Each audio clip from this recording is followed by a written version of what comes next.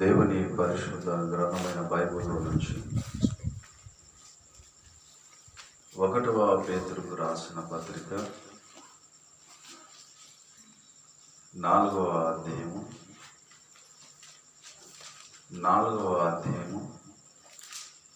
7వ వచనాన్ని చదువుకున్నాం. అయితే అన్నిటి అంతము సమీపమై ఉన్నది కాగా మీరు స్వస్థ బుద్ధి గలవారై ప్రార్థనలు చేయుటకు మెలకువగా ఉండుడి. Praise the Lord. హల్లెలూయా. ప్రార్థన చేద్దాం. అందరు కన్ను మూసుకుందాం. మమ్మల్ని మిక్కిలిగా ప్రేమించిన ప్రియ పరలోకపు తండ్రి, మీకు వందనములు, స్తుతులు, స్తోత్రాలు, కృతజ్ఞతాస్తుతులు చెల్లిస్తున్నాం. నాయన, ఈ సేవకుడుగా ప్రభా మీ పక్షమున నిలబడబోచుండగా మీ పరిశుద్ధాత్మతో నన్ను నింపండి, నాలోనూ ఉండండి, నన్ను పూరగా వాడుకోండి. నీ వెళ్ళ నేను స్వరము ద్వారా మాట్లాడండి. వినుచున్న వారిలో నీ ఆత్మ కార్యాలు జరిగించండి, నీ స్వస్థత కార్యాలు జరిగించండి, నీ రక్షణ కార్యాలు జరిగించండి. నాయన, శాంతి లేని వారికి శాంతిని, సమాధానం లేని వారికి సమాధానమును నువ్వు అనుగ్రహించండి. విన్నవారిలో నీ ఆత్మ కార్యాలు జరిగించి నువ్వు మాత్రమే మహిమ, ఘనత, ప్రభావములు పొందుకోమని యేసయ్య అతి శ్రేష్టమైన నామములో స్తుతించి పొంది ఉన్నాము తండ్రి. ఆమేన్. క్రీస్తునందు ప్రియమైన సహోదరి సహోదరులారా, మన ప్రభువుడు, మన రక్షకుడు, మన విమోచకుడైనటువంటి యేసుక్రీస్తు ప్రభుల వారి నామంలో మీ అందరికి కూడా నా శుభాది వందనాలు తెలియజేస్తూ ఉన్నాను. అందరు బాగున్నారు కదా? దేవునికి మహిమ కలుగును గాక. మన అంశం ఏమిటంటే దేవుని బిడ్డలు ఎలా ఉండాలి. మన అంశం పేరు చెప్పండి. దేవుని బిడ్డలు ఎలా ఉండాలి.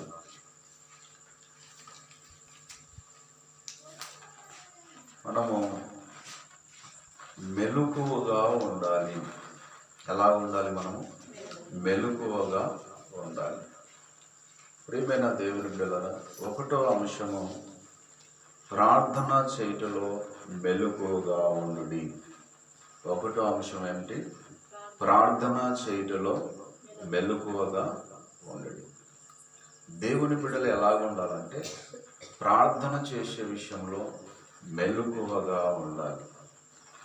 ప్రార్థన లేనటువంటి జీవితాలు, మెలకువ లేనటువంటి జీవితాలు, మరి ఏడాల్సినటువంటి గొంగడి అక్కడే ఉంటుంది. వారి జీవితాలు దేవునిలో అభివృద్ధి చెందవు. దేవునిలో వాళ్ళు అత్యధికంగా అభివృద్ధి చెందలేరు. మనం గమనించాలి. చదువుకున్నటువంటి లేఖన భాగాన్ని జాగ్రత్తగా గమనిస్తే 7వ వచనాన్ని 4వ అధ్యాయం 7వ వచనంలో మరొకసారి జ్ఞాపకం చేసుకున్నాం.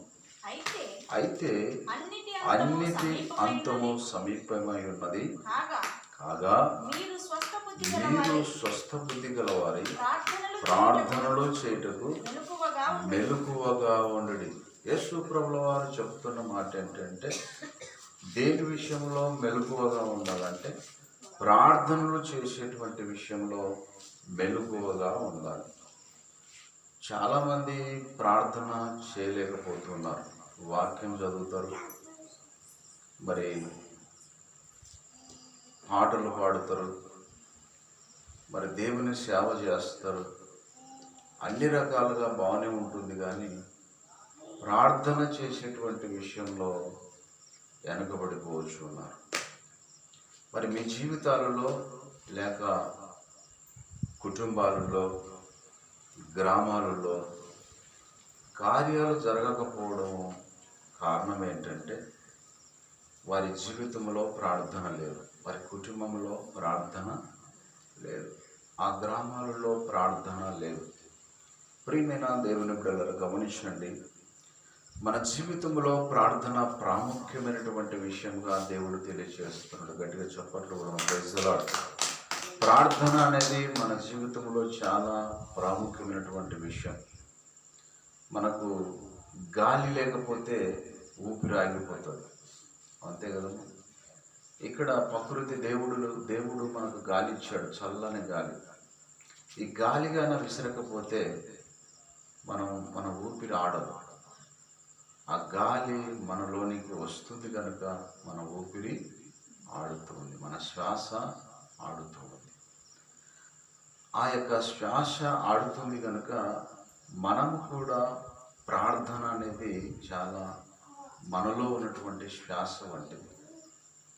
ప్రార్థన చేస్తే మనము శ్వాస ఆడించినటువంటి వారంగా, అంటే అభివృద్ధి చెందుతాం. మన జీవితంలో మోడుబారినటువంటి జీవితాలు లేక అసాధ్యమైనటువంటి కార్యాలు, ఎన్నో రోజుల నుంచి నిలబడిపోయినటువంటి కార్యాలు, అవి దేవుడు త్వరగా చేస్తాడు. ఆ కార్యాలను దేవుడు త్వరగా చేస్తాడు. ఎందుకంటే నువ్వు మెలకువగా అంటే ప్రార్థన చేస్తూ ఉన్నావు. మెలకువగా అంటే నిద్రపోకుండా కాదు, మెలకువగా అంటే నిద్రపోకుండా కాదు. ఈ భౌతికమైనటువంటి నిద్ర, విశ్రాంతి దేవుడు రాత్రి పగలు అని దేవుడు ఇచ్చాడు మనకు.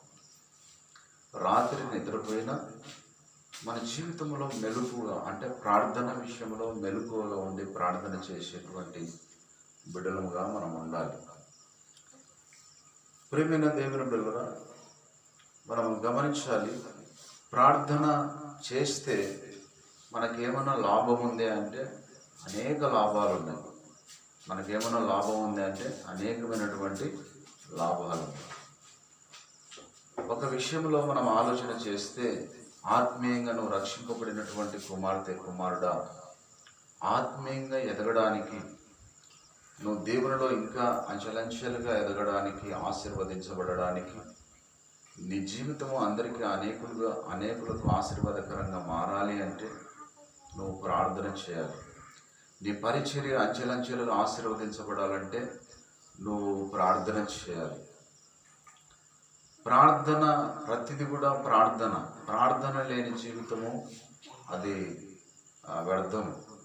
ప్రార్థన చేయకపోతే మన జీవితాలలో ఏ కార్యము జరగదు, మన కుటుంబాలలో ఏ కార్యము జరగదు. ప్రార్థన చేస్తేనే, ఇక్కడ దేవుడు చెబుతున్న మాట ఏంటంటే చాలా ప్రాముఖ్యమైనటువంటి విషయం తెలియజేస్తున్నాడు. అయితే అన్నిటి అంతము సమీపమై ఉన్నది. ఏమంటున్నాడమ్మా? అన్నిటి అంతము సమీపమై ఉన్నది అంటే అంత దినాలలో మనం ఉన్నాం. యేసు ప్రభు రాకడలో మనం ఉన్నాం. యేసు ప్రభుల వారు ఎప్పుడు వస్తారో తెలియదు. ఆయన రాత్రి వస్తాడా, పగలు వస్తాడా, ఏ గడియలో వస్తాడో తెలియదు. తెల్లవారుజామున వస్తాడా, లేకుంటే ఎప్పుడు వస్తాడో తెలియదు. కనుక అన్నిటి అంతము సమీపమై ఉన్నది అంటే ఈ లోకములో రక్షింపబడిన వారు మాత్రమే యేసు ప్రభుల వారు దగ్గరికి వెళ్ళిపోతున్నారు. యేసు ప్రభువుని నమ్ముకున్నటువంటి వారు అంతమైపోతారని దేవుని వాక్యం. అన్నిటి అంతము సమీపమై ఉన్నది.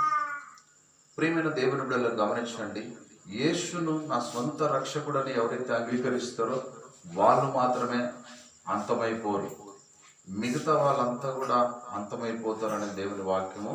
ఈ యొక్క ఆకాశం కానివ్వండి, భూమి కానివ్వండి, ఇందులో ఉన్న సమస్తము, ప్రకృతి, జంతువులు, జీవరాశులు, మనుషులు అందరూ కూడా అంతమైపోతారు.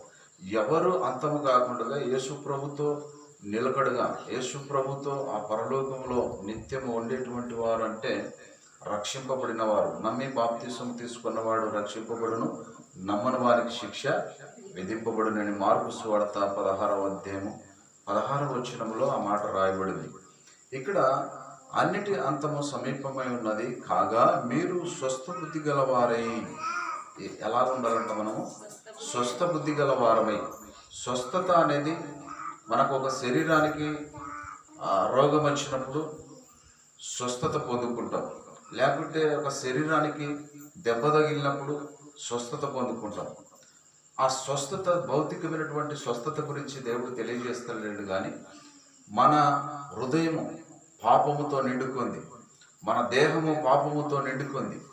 ఈ యొక్క పాపం అనేటువంటి స్వస్థత పొందుకున్నటువంటి మనము ఇక మీదటగా పాపము చేయకుండా స్వస్థ బుద్ధి గలవారై, అరే నీకు బుద్ధి ఉందారా, తప్పు చేస్తే ఏమంటాం మనం, అరే నీకు బుద్ధి ఉందారా అంటాం. రక్షింపబడిన నేను, దేవుని మార్గంలో నడుస్తున్న నీవు మళ్ళా ఆ పంది కదా పొరలాడినట్టుగా బురదలో మళ్ళా పాపంలోనికి వెళ్ళకూడదు అనేది దేవుడు తెలియజేస్తున్నాడు. స్వస్థ బుద్ధి అనేది చాలా ప్రాముఖ్యమైనది. బుద్ధి అంటే బుద్ధి కలిగి మనం నడుచుకోవాలి. బుద్ధి కలిగినటువంటి కన్నికలు, బుద్ధి లేనటువంటి కన్నికలను గురించి కూడా దేవుని వాక్యంలో దేవుడు తెలియజేస్తున్నాడు. స్వస్థ బుద్ధి గలవారై మెలకువగా ఉండి ఏమంట కాగా మీరు స్వస్థ బుద్ధి గలవారై ప్రార్థనలు చేయుటకు మెలకువగా ఉండి అనేటువంటి మాటను మనం చూస్తూ ఉన్నాం. మన బుద్ధి మారాలి, మన ఆలోచనలు మారాలి, మన తలంపులు మారాలి, మన చూపులు మారాలి, మన కదలికలు, మన ప్రవర్తన అన్నీ కూడా మారిపోవాలి. నువ్వు ఎక్కడ ఉన్నా సరే, మందిరంలో ఉన్నా సరే, ఇంటిలో ఉన్నా సరే, గ్రామంలో ఉన్నా సరే, ఫంక్షన్లో ఉన్నా సరే, పెళ్లిళ్ళలో ఉన్నా సరే, ఏ గ్రామంలో ఉన్నా సరే, నువ్వు ప్రపంచవ్యాప్తంగా ఎక్కడ తిరుగుతున్నా సరే, కానీ అది ఏ ఫంక్షన్ అయినా, అది ఏదన్నా ఎంజాయ్ చేసేటువంటి ఫంక్షన్ అయినా, లేకుంటే పెళ్ళిళ్ళలో చాలా ఎంజాయ్గా ఉంటారు. అలాంటి సమయాలలో చాలామంది బంధువులు చాలా అలంకరణ చేసుకొని మంచి మంచి వస్త్రాలు ధరించుకొని వస్తూ ఉంటారు. వాళ్ళను చూసి మరి ఆనందించేదానికంటే దేవుడు నాలో ఉన్నాడు, ఎల్లప్పుడూ నేను దేవునితో ఆనందిస్తాను. కొంతమంది అలాంటి ఫంక్షన్స్లలో మంచి అందము కలిగినటువంటి స్త్రీలను చూసి మోహిస్తూ ఉంటారు, మోహపు చూపులు. అందుకే స్వస్థ బుద్ధి అనేది మారాలి. మారిపోయినటువంటి బుద్ధి మళ్ళా అలాంటి బుద్ధిలోనికి మళ్ళీ మనం వెళ్ళకూడదు అనేది దేవుడు తెలియజేస్తూ ఉన్నాడు. అలాంటి బుద్ధిలోనికి పాపపు బుద్ధి, పాపపు ఆలోచనలు, పాపపు తలంపులు, పాపపు చూపులు, పాపపు క్రియలు, పాపపు శాస్త్రాలు ఇవన్నీ కూడా మానుకొని స్వస్థ బుద్ధి గలవారై మెలకువగా ఉండి ప్రార్థన చేయాలి. దేవుడు మనలో ఉన్నప్పుడు ఎల్లప్పుడూ ఆనందమే. ప్రైజ్ ది లార్డ్, హల్లెలూయా, హల్లెలూయా. అలాగా ప్రార్థన చేయాలని ఒకటో అంశముగా దేవుడు తెలియజేస్తూ ఉన్నాడు. ఎలాగా ప్రార్థన చేయాలంటే మెలకువగా ఉండి ప్రార్థన చేయాలి. మెలకువగా లేనందువలన ఎందుకు సమస్యలు, ఎందుకు రోగాలు, ఎందుకు వ్యాధులు, ఎందుకు హఠాత్తుగా అకస్మాత్తుగా నువ్వు ప్రమాదానికి గురవుతున్నావు అంటే నువ్వు మెలకువగా ఉండి ప్రార్థన చేయడం లేదు. నీ జీవితంలో సమస్యలు వస్తున్నాయా, నీ జీవితంలో ఆపదలు వస్తున్నావా, నీ జీవితంలో రోగాలు వ్యాధులు అంటుకుంటున్నాయా, నీ జీవితంలో కుటుంబాలలో ఆర్థిక ఇబ్బందులతో కుంగిపోతున్నావా, ఎలాగున్నావు, నీ జీవితం ఎలాగుంది అంటే నువ్వు ఎందుకు అలాంటి పరిస్థితుల్లోనికి వెళ్ళిపోతున్నావు నువ్వు అంటే నువ్వు మెలకువగా ఉండి ప్రార్థన చేయడం లేదు. సాతానికి లోబడుతున్నావా, సాతాను సంబంధమైనటువంటి క్రియలకు లోబడుతున్నావా అంటే కారణం ఏంటంటే నీ జీవితంలో నువ్వు ప్రార్థన చేయడం లేదు. మెలకువగా ఉండి ప్రార్థన చేస్తే సాతానుడు మనల్ని శోధించలేడు, సాతానుడు మనల్ని తప్పు త్రోవ పట్టించలేడు, సాతానుడు మనల్ని తప్పు త్రోవలో, తప్పు ట్రాక్లో మనల్ని తీసుకొని వెళ్ళలేడు. ఎందుకంటే సమస్యలను వస్తాయి, కానీ అది ఆ ప్రార్థననే ఆ సమస్యను తొలగిస్తుంది. ప్రార్థననే ఆ సమస్యను తొలగిస్తుంది. ప్రైజ్ ది లార్డ్, హల్లెలూయా, హల్లెలూయా. అదేవిధంగా రెండవ అంశంగా లూకా సువార్త 21:34 34 నుంచి 36 వరకు చదువుదాం.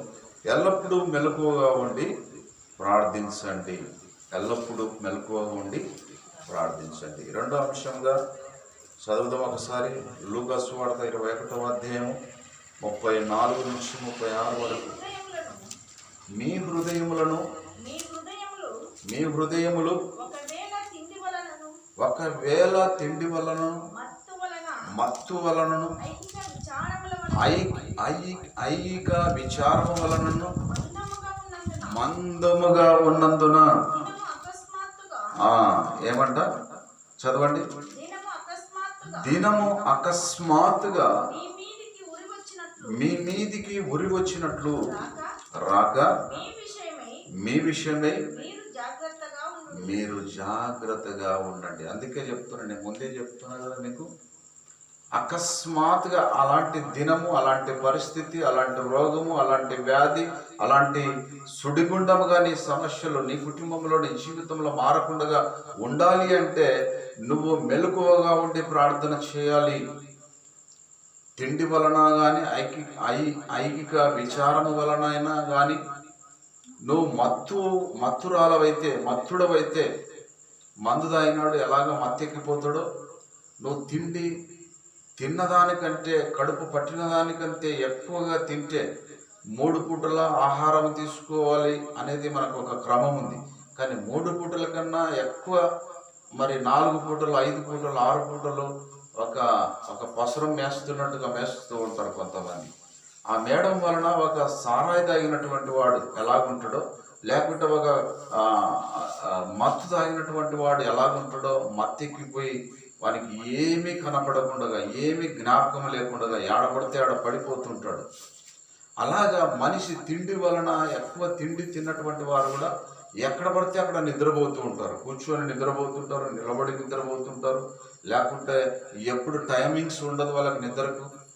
అలాగా నిద్రపోతూ ఉంటారు. నిద్రపోతూ అంటారు వీళ్ళని. ఏమంటారు వీళ్ళని? నిద్రపోతూ అని అనుకుంటారు. అలాగా మనము మెలకువగా ఉండి ప్రార్థన చేయాలి. చదువుదాం ఒకసారి 34. మీ హృదయములు ఒకవేళ తిండి వలనను మత్తు వలనను ఐహిక విచారము వలనను మందముగా ఉన్నందున, ఏమంట? మందముగా ఉన్నందున దినము అకస్మాత్తుగా మీ మీదికి ఉరి వచ్చినట్లుగా రాకుండి మీ విషయమై మీరు జాగ్రత్తగా ఉండాలి. ఏ విషయంలో జాగ్రత్తగా ఉండాలి? ప్రార్థన చేసేటువంటి విషయంలో జాగ్రత్తగా ఉండాలి. నువ్వు ప్రార్థన ఒక్కరోజుగాన చేయకపోతే, ఒక గడియగాన చేయకపోతే, ఒక గడి అయినా ప్రార్థన చేయలేరా మీరు అంటుడే యేసుప్రభు ఒక చోట. ప్రేమైన దేవుని బిడ్డలారా, మీరు శోధింపబడకుండానట్లుగా మీరు ఒక గడి అయినా కూడా ప్రార్థన ఎవరితో శోధింపబడకుండా? సాతాను చేత శోధింపబడకుండా. సాతానుడు గర్జించు సింహం వల్ల ఎవరిని మింగుదునా అని వాడు తిరుగుతూ ఉంటాడంట. వారి జీవితంలో ఎవరైతే ప్రార్థన చేయరో, ఎవరైతే ప్రార్థన చేయకుండా మత్తుతో ఉంటారో వాళ్ళలోనికి సాతానుడుగాడు జ్వరబడతాడు. సాతానుడుగాడు జ్వరబడి మనల్ని తప్పిస్తూ ఉంటాడు, నిద్రపుచ్చుతూ ఉంటాడు, లేకుంటే పాపాలు చేపిస్తూ ఉంటాడు, ఇతరితర కార్యాలలో నిమగ్నమయ్యేటట్టుగా చేస్తాడు. దేవునిలో లేకుండా దేవుని పాదాలు పట్టుకుని ప్రార్థన చేయనీయకుండా వాడు చేస్తూ ఉంటాడు. అందుకే ప్రతి దినము, ప్రతి క్షణము, ప్రతి గడియలో ప్రార్థన చేయాలి. అందుకే నేను ప్రయాణం చేసేటప్పుడు కూడా బైక్ మీద దేవుణ్ణి ఆరాధించుకుంటానన్నా లేకుంటే ప్రార్థన చేసుకుంటానన్నా వెళుతూ ఉంటాను. ఎందుకు అలాగా మనం చేయాలంటే అకస్మాత్తుగా ఉరి వచ్చినట్టుగా వస్తుందంట. ఏమొస్తుంది? ఒక యాక్సిడెంట్ జరగవచ్చు, చెప్పలేము. ఎంతోమంది యాక్సిడెంట్లు జరిగి చనిపోతూ ఉన్నారు. అకస్మాత్తుగా యాక్సిడెంట్ జరుగుతుంది, అనుకోని గడిగలో జరుగుతుంది, అనుకోని దినంలో జరుగుతుంది. అసలు ఎప్పుడు జరుగుతుందో తెలియదు యాక్సిడెంట్. భయంకరమైనటువంటి యాక్సిడెంట్ జరిగి మనుషులు అకస్మాత్తుగా చనిపోతున్నారు, అక్కడికక్కడనే మృతి చెందుతూ ఉన్నారు. ఉరి వచ్చినట్టుగా మనిషి మీదకి ఆ ప్రమాదము కముగొస్తుంది అంటే కారణం ఏంటంటే నువ్వు నీ జీవితంలో దేవుడు లేడు, నీ జీవితంలో ప్రార్థన లేదు, నీ జీవితం అనేది సాతానికి అప్పగించబడింది. అందుకనే నీ మీదికి ఉరి వచ్చినట్టుగా అకస్మాత్తుగా నీ మీదికి ప్రమాదము కముకొస్తూ ఉంది. అది కమ్ముకొని రాకూడదు, అది మన మీదికి రాకూడదు. ఆ ప్రమాదము తప్పించబడాలి అంటే నీ జీవితంలో నువ్వు ప్రార్థన చేయాలి. దేవుడు తప్పించేటువంటి దేవుడు ఉన్నాడు. ఆయనకు ముందే తెలుసు పలానా చోట ప్రమాదం నీకు జరగబోతుంది, అక్కడ నేను తప్పిస్తా. నువ్వు ప్రార్థన చేస్తే, ప్రార్థన చేయకపోతే, దేవుణ్ణి మర్చిపోతే నువ్వు అకస్మాత్తుగా నీ మీదకి ఉరి వచ్చినట్టుగా ప్రమాదము వస్తుంది. ప్రియమైన దేవుని బిడ్డలు గమనించండి, ఆ దినము కూడా అంత్య దినము కూడా అకస్మాత్తుగా వస్తుందంట. ఏ గడిగలో వస్తుందో, ఏ దినం వస్తుందో, ఏ సమయంలో వస్తుందో తెలియదు. అకస్మాత్తుగా ఉరి వచ్చినట్టుగా ఈ యొక్క లోకమంతా మానవులు అంతమైపోతున్నారు. ఆ దినం రాకముందుకే యేసు ప్రభుల వారి పాదాలు పట్టుకుని ప్రార్థన చేయాలి. మనం రక్షింపబడాలి కనుక నీ సొంత రక్షణను ప్రతిదినము భయముతో వణుకుతో నీ సొంత రక్షణను కొనసాగించుకోవాలి. రక్షణ పొందుకున్నావు బాగుంది, బాప్తీసం తీసుకున్నావు బాగానే ఉంది, దేవుని నమ్ముకున్నావు బాగానే ఉంది, కానీ నీ జీవితము దేవుని సన్నిధికి రావడం లేదే, దేవుని మాటలు వినడం లేదే, దేవుని కార్యాలు చేయడం లేదే, దేవుని పాదాలు పట్టుకొని ప్రార్థన చేయడం లేదే. ప్రతిదినం నువ్వు కూడికలుంటే అసలు నువ్వు ఆబ్సెంట్ అవుతున్నావు. ప్రార్థనకు రావడం లేదు. పగలు వచ్చిన వారు రాత్రి రావడం లేదు, రాత్రి వచ్చిన వాళ్ళు పగలు రావడం లేదు. ఎన్ని కూడికలు జరుగుతున్నాయి. వారమంతా కూడా కొన్ని కూడికలకు సంఘాలలో నియమించి ఉన్నాం. ఆ నియమించినటువంటి ఆ పద్ధతిలో ఆ ప్రార్థన కూడికలకు అందరూ వస్తూ ఉన్నారా, లేకుంటే డుమ్మ కొడుతూ ఉన్నారా? ప్రియమైన దేవుని బిడ్డలారా, చాలా జాగ్రత్తగా ఉండాలి. జాగ్రత్త మనం లేకపోతే, జాగ్రత్త పడకపోతే ఉరి వచ్చినట్టుగా అకస్మాత్తుగా మన మీదకి ప్రమాదం వస్తుంది, రోగం వస్తుంది, వ్యాధి వస్తుంది, భయంకరమైనటువంటి క్యాన్సర్ వస్తే అంతే గతి లేదు మనిషి. క్యాన్సర్ వచ్చినటువంటి వాడు బ్రతుకుతాడు, బట్టగడతాడు అనే నమ్మకం ఉండదు. అది ఎంతో దేవుని దయ ఉంటేనే, మళ్ళా దేవుని మీద ఆధారపడితేనే. ప్రియమైన దేవుని బిడ్డలు గమనించండి, ఎయిడ్స్ కానీ క్యాన్సర్ కానీ భయంకరమైన రోగాలు ఇవి. ఎందుకు అలాంటివి మనకు సంభవిస్తాయి? ఎందుకు ఆ ప్రమాదాలు, ఆయా రోగాలు, వ్యాధులు, కష్టాలు, కన్నీరు, శాంతి లేకుండా, సమాధానం లేకుండా కుటుంబాలు కృంగిపోతున్నటువంటి పరిస్థితి మనకు ఎందుకు ఏర్పడుతుందంటే, నీ జీవితంలో నిజరక్షకుడు లేడు, ఆయన ప్రార్థన లేదు నీ జీవితంలో. అందుకే నీకు ఈనాడు సమస్యలు, నీకు ఈనాడు రోగాలు, వ్యాధులు, కష్టాలు, కన్నీరు, భయంకరమైన ప్రమాదం నీ మీదకి ముంచుకొస్తుంది. అదేవిధంగా గమనించండి, మూడో అంశముగా శోధనలో ప్రవేశించకుండానట్లు ప్రార్థన చేయండి. మూడో అంశముగా లూకా సువార్త 22వ అధ్యాయము 46వ వచనం చదువుకుందాం. 22వ అధ్యాయం 46వ వచనం చదువుదాం. మీరెందుకు నిద్రించుచున్నారు? శోధనలో ప్రవేశించకుండానట్లు లేచి ప్రార్థన చేయుడని వారితో చెప్పాను. చాలు. ప్రభు అయినటువంటి యేసుక్రీస్తు గెచ్చమైనటువంటి తోటలో ఉన్నాడు. ఆయన సిలువ వేసేటువంటి సమయము సమీపంగా ఉన్నది. సిలువకు అప్పగించబడాలి యేసు ప్రభు అని గెచ్చమైనటువంటి తోటలో ఆయన ప్రార్థన చేస్తున్నాడు యేసు ప్రభు. యేసు ప్రభుతో పాటు 2 శిష్యులను కొనుక్కొని వెళ్ళాడు. ఆయన శిష్యులు ఇక్కడ ఉన్నారు, ఆయన ఇంకా కాస్త ముందుకెళ్ళిపోయి ఆయన ప్రార్థన చేస్తున్నాడు యేసు ప్రభు. గడికి యేసు ప్రభుల వారు అక్కడి నుంచి వచ్చి వీళ్ళకి చెప్తున్నాడు, మీరు మెలకువగుండి ప్రార్థన చేయండి అని. ఎందుకు మీరు నిద్రిస్తున్నారు? మెలకువగుండి ప్రార్థన చేయండి. మీరు శోధనలో ప్రవేశించకుండానట్లుగా మెలకువగా ఉండి ప్రార్థన చేయండి. శోధకుడు ఎవరున్నారంటే వాడే సాతానుడు. శోధకుడు ఎవరమ్మా? సాతానుడు. సాతానుడు మనకు కనపడడు, కానీ సాతానుడు మనలో జొరబడి మనల్ని శోధిస్తూ ఉంటాడు. లేకుంటే మన ఇరుగు పొరుగు వారిలో జొరబడి మనల్ని శోధిస్తూ ఉంటాడు. మన కుటుంబంలో ఎవరిలోనో జొరబడి మనల్ని శోధిస్తూ ఉంటాడు. మనల్ని తప్పు త్రోవను పట్టించడానికి, లేకుంటే ప్రార్థన చేయకుండా వాడు నిద్రమబ్బు పెడుతూ ఉంటాడు. శోధనలో ప్రవేశించకుండానట్లుగా అంటే శోధన అనేది, శోధకుడు అనేది వాడు ఎవరు అంటే సాతానుడు. సాతాను సంబంధమైనటువంటి మనుషులు, వాని బృందము, వాని యొక్క బృందం అంతా కూడా సపరేట్ ఉంటుంది. వాడు వాళ్ళలోనే చొరబడతాడు. శోధకుడు శోధిస్తూ ఉంటాడు. ఏం ప్రార్థనకు పోతావులేమ్మా, ఇంకా పొద్దున పగలు పోయించావరా, ఇంకా పగలు చాలదా అంటాడు. ఎవరితో చెప్పిస్తాడు అన్నమాట? భర్తతోనన్నా చెప్పిస్తాడు, లేకుంటే కుమారునితోనన్నా చెప్పిస్తాడు, లేకుంటే అక్క చెల్లెళ్ళతోనన్నా చెప్పిస్తాడు, లేకుంటే నీ బంధువులతోనన్నా ఇరుగు పొరుగు వారితోనన్నా చెప్పిస్తాడు. నువ్వు పగలు పోయించినావు కదా, ఎందుకు పోతున్నావు మళ్ళా రాత్రి అని చెప్పిస్తాడు. అదే శోధకుడు. ఎవరు శోధన ఎందుకు జరుగుతుంది మనకంటే, వాడు శోధకుడు శోధిస్తున్నాడు. ఎవరిలోనో ఉండి? వారిలో ఉండి మనల్ని శోధిస్తూ ఉన్నాడు. అందుకే శోధనలో ప్రవేశించకుండానట్లుగా మీరు మెలకువగా ఉండి ప్రార్థన చేయండి. ఆ శోధకుడు శోధించకుండా ఉండాలంటే నీ జీవితము దేవునిలో ఉండాలి. దేవుని సన్నిధికి పరిగెత్తుకొని వచ్చే కుమారుడిగా ఉండాలి. నువ్వు బైబిల్ పట్టుకొని పరిగెత్తుకొని వస్తుంటే ఏ శోధకుడు నిన్ను శోధించలేడు. ఎందుకంటే ఆ శోధకుడికి భయం పుడుతుంది.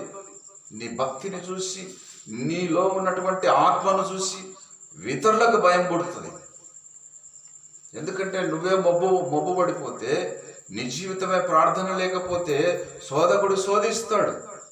ప్రార్థన జీవితం లేకపోతే, దేవుని మందిరానికి పోయేటువంటి ఆసక్తి నీకు లేకపోతే, దేవుని వాక్యము వినేటువంటి నిలకడ ఓపిక సహనము లేకపోతే, దేవుని సేవలో అప్పగించుకొని ఓపిక సహనముతో నువ్వు చేయకపోతే, ఆ పని నీలో నుంచి తప్పించేటువంటి మార్గము ఎన్నో అవకాశాలు ఉన్నాయి. శోధకుడు శోధిస్తూ ఉంటాడు. మరి అక్కడ జరిగిన సందర్భం ఏంటంటే, యేసుప్రభుల వారు గెత్సేమనే తోటలో ప్రార్థన చేస్తున్నాడు. ఆ కొంత సమయానికి సిలువకు అప్పగిస్తారు ఆయనను. గెత్సేమనే తోటలోనికి బందిపోటు దొంగలు వచ్చినట్టుగా వచ్చారు. ప్రధాన యాజకులు, పరిసయ్యులు, మరి అక్కడ ఉన్నటువంటి యేసుక్రీస్తు శిష్యులలో ఒక్కడైనటువంటి యూదా ఇస్కరియోతు అమ్మడమైనాడు. డబ్బుకు ఆశపడి యేసుప్రభునే, ఆయన సొంత రక్షకుని అమ్మేస్తున్నాడు. నేను పట్టిస్తా అతన్ని, ఎవరనేది మీరు గుర్తుపట్టలేరు కనుక నేను ముందుగా వెళ్ళి ఎవరినైతే ముద్దు పెట్టుకుంటున్నా అతడే యేసుప్రభు అని చెప్పాడు వాళ్ళకి గుర్తు. యేసుప్రభులో శిష్యులలో ఒక్కడు యూదా ఇస్కరియోతు. అతని పేరు ఏం పేరు? యూదా ఇస్కరియోతు. ఇస్కరియోతు డబ్బు తీసుకున్నాడు వాళ్ళ దగ్గర. నేను ఎవరినైతే ముద్దు పెట్టుకుంటున్నావో ఆయననే యేసుప్రభు, ఆయనను పట్టుకోండి మీరు అని చెప్పినాడు. దొంగల ముఠలో ఎవరు కలిశారు? ఇప్పుడు యూదా ఇస్కరియోతు కలిసిపోయినాడు.